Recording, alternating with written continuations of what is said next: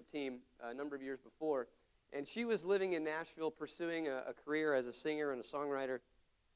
And so we went to hear her sing. She was playing at a bar in Nashville. And so after her set, she invited me to come up, and I played a few songs, played a couple love songs and a song about loneliness and singleness, because that was where I'd just come from, right? Was that kind of phase of life.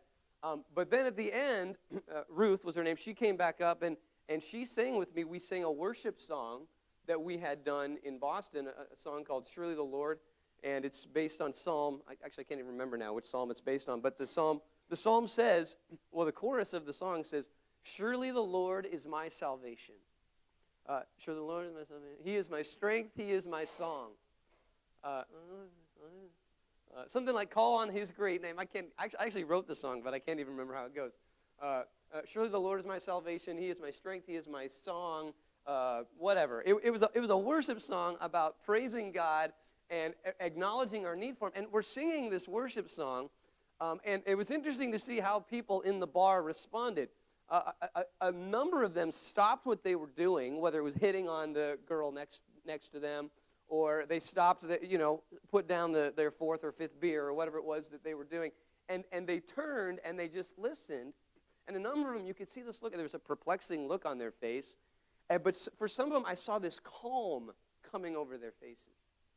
And I had an opportunity to talk with a number of them after them. They're all like, "Yeah, I love going to church. I love church." It was really interesting getting into this conversation. But while we were singing a song, for a moment, it was almost as if that bar had become a church. Today we are continuing in our series on the book of Acts called Living as Missionaries. And the central thesis of this whole series is that being a missionary is not a special breed of Christian. It's not for the super Christians or something like that. I think a lot of you, maybe you're like my mom. My mom, I think she always would have wanted to be a missionary, but she always thought that meant that she would have to go and live somewhere where the bugs were really big and it was 103 degrees all the time. And she just wasn't cut out for that. Now, this is sort of our perception that to be a missionary, you've got to go to some wild, exotic place. But what we want to see here is that that's really not necessary, that God is calling each and every one of us to live as missionaries right where we are. I mean, honestly, coming from Wyoming, New Jersey's pretty exotic, so I kind of feel like I've made that big exotic leap. But we're all called, no matter where we are, no matter where we live, God calls us to live as missionaries right where we are. And so the question which I think this passage answers for us this morning is the question of what is the greatest tool in our missionary belt? What is the greatest tool that we have in terms of our ability to engage those around us and to draw them into the truth of the gospel? What is the greatest missionary tool in our belt? And I think we could say a lot. There could be a lot of different things. We might say, well, it's the power of our rhetoric. It's the power of our rhetoric. It's the power of our ability to explain the gospel, right? It's the power of our ability to defend the gospel and to explain it in different contexts. And we've been talking about the importance of that. We see throughout the book of Acts that this is what's going on. Peter and Paul, that they are explaining the gospel in different contexts and in different ways, and they're defending the gospel in different ways. And so we might think, yeah, that's it. It's the power of our rhetoric. It's our ability to explain the gospel and to defend it. I think that's a part of it, but I think this passage presses us to think that it's deeper than that.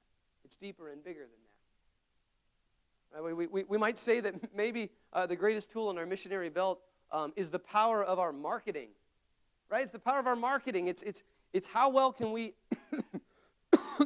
how well can we get the word out about our church, and what strategies can we use, with the internet, and maybe we should focus in on Facebook. How can we use Facebook better, and search engine optimization, and how can we use newspaper and send out flyers, or and that certainly can be a part of it as well. That can be a part of it as well. But I think this passage encourages us to see it's bigger. It's bigger than that. It's deeper than that. Maybe it's the power. Greatest tool in our missionary belt is the power of our political power, right? Our ability to influence the laws that are passed and to influence them in ways that reflect biblical principles. And I think that's good too. That reflects a holistic understanding of what the gospel is all about. But I think this passage sort of presses a little bit deeper because there's problems with all of those different aspects or different ways in which we can approach it. We have to be careful of. If we focus just on the power of our rhetoric, sometimes we can come across as if we know all the answers. Like we get to understand the Bible and the gospel so well that, man, any question you got, you just come to me. I'm the Bible answer, man. I got it. And I think that actually sometimes, a lot of us are afraid of sharing our faith because we're afraid we won't have the answers. But sometimes I think we can have the opposite problem, that if we sound like we have too many answers, people get very suspicious of that. It can kind of come across as an overconfidence. So we got to be careful of that if we emphasize too much the power of our rhetoric. What about the power of our marketing? Well, again, I think that can be used, right? God can use anything, and those are important ways of letting people know about what's going on, and there are appropriate ways to do that. But we also have to be careful. We have to be careful because if we don't approach it in the right way, I think that for some people it can seem like we're just kind of selling something like anybody else would be selling something. And so then before you know it, a Good Friday service doesn't seem a whole lot different than a Black Friday sale. So we got to be careful about how we do that and we approach that. So there's dangers there. We can use it, but there's dangers there as well. And then the power of our politics, our political power. Well, again, there's an appropriate place for that, but I think we can also learn a lesson from ancient Israel, and that is that it doesn't really matter if you write the laws on stone tablets if they're not being written on people's hearts. So what is it? What is the greatest tool in our missionary belt? And I think that what we find right here is that the greatest tool in our missionary belt is the life of our community itself. The greatest tool in our missionary belt is the life of our community itself. What we see here in this passage is a snapshot of the early Christian community. It's interesting. Up until this point, for the most part, the book of Acts, the first 2 chapters, have pretty much just been a narrative. It's just been telling a story. It's been looking at certain events and telling these events as they occurred. Here, Luke kind of pulls back and just kind of generalizes about what was going on in the Christian community. It gives us sort of a snapshot of it. It gives us a snapshot of the community. And what do we see? Well, the last verse, and the Lord added to their number daily those who were being saved. It seems like there was something about that community, something about the life of the community that was a magnet that was drawing people in. What was it? What was it about the life of the community that was drawing people in? Well, first of all, one of the things that I think we see in this passage is that people noticed that this Christian community thing, it wasn't all about religion.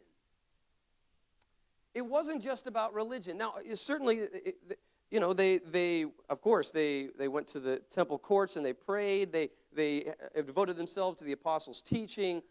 Certainly, that was there. But what you notice in this passage more than anything is that they were simply living life together.